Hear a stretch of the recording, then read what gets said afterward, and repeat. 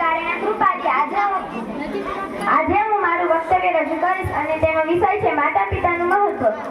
માતા પિતાનો ન કરો ધિક્કાર, માતા પિતાનો ન કરો ધિક્કાર, અગણિત છે તેમના ઉપકાર, અગણિત છે તેમના ઉપકાર। દોસ્તો, ભગવાનને ભજવાથી માં મળતી નથી, ભગવાનને ભજવાથી માં મળતી નથી, પરંતુ માને ભજવાથી ભગવાન અવશ્ય મળે છે, પરંતુ માને ભજવાથી ભગવાન અવશ્ય મળે છે। પ્રસ્તુતિની અસહ્ય વેદનાને સહન કરીને માતા આપણે જન્મ આપે છે અને ઘણી મહેનત કરીને આપણું પાલન પોષણ કરે છે। એવા માતા પિતાનો આપણા પર ઘણો ઉપકાર છે। શાસ્ત્રોમાં જણાવ્યું છે કે આપણી ચામડીને જોડા કરીને આપીએ, શ્રવણ બનીને આખી જિંદગી ઉચકીને ફરીએ, 32 બફર અને 36 પ્રસંગ દિવસે સારું ખવડાવીએ તો પણ એક ભાવમાં તેનું ચૂકવણ ના થઈ શકે। જૈન ગ્રંથોમાં જણાવેલ છે કે 10 સાધુની ભક્તિ, 1 ઉપાધ્યાયની ભક્તિ, 100 ઉપાધ્યાયની ભક્તિ, 1 આચાર્યની ભક્તિ અને 1000 આચાર્યની ભક્તિ, 1 પિતાની ભક્તિ અને એવા 10,000 પિતાની ભક્તિથી જે લાભ મળે છે ને તે ફક્ત એક માતાની ભક્તિથી લાભ મળે છે।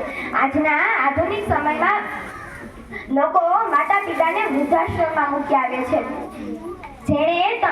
જેણે તમારા બાળપણમાં તમને આંગળી પકડીને ચાલતા શીખવ્યું છે, એને તમે ઘડપણમાં હાથ ના પકડી શકો, જેણે તારા જન્મથી યુવાની સુધીનો બધો જ ખર્ચ ઉપાડ્યો છે, જો તું એનો ઘડપણમાં ખાવા પીવાનો ખર્ચ ન ઉપાડી શકતો હોય ને તો તારા માતા પિતાની પરવરિશ એળે જાય। તું એટલો બધો સંસારમાં ડૂબેલો છે કે તને તારા માતા પિતાની પરવા નથી। કંઈ પણ વિચાર્યા વગર માતા પિતાને વૃદ્ધાશ્રમમાં મૂકી આવે છે, પરંતુ માતા પિતાને મૂકવા જતા પહેલા યુવાન એ વિચાર કરજે કે તું નાનો હતો ને ત્યારે તને અનાથ આશ્રમમાં નથી મૂક્યો, એ ભૂલની સજા તો નથી કરતો ને। સરસરના દાણા જેટલી પેટમાં રહેલી પતરી ત્રાહી પોકરાવતી હોય તો એટલો વિચાર કરજે કે 9 મહિના સુધી પેટમાં લઈ તારી માં તને કેમ ફરી હશે।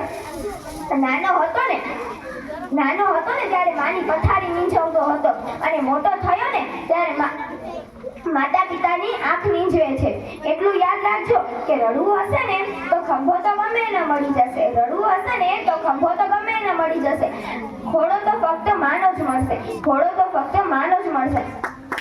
અત્યારે જીવતા મા બાપને ચૂપ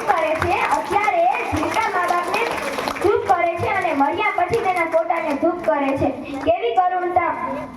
અંતે હું એટલું જ કહેવા માંગુ છું કે માતા પિતાને કદી રડાવતા નહીં સાહેબ, કારણ કે તેને એક આંસુનું ટીપું આખી દુનિયાને ડૂબાડી દે છે। અસ્તુ।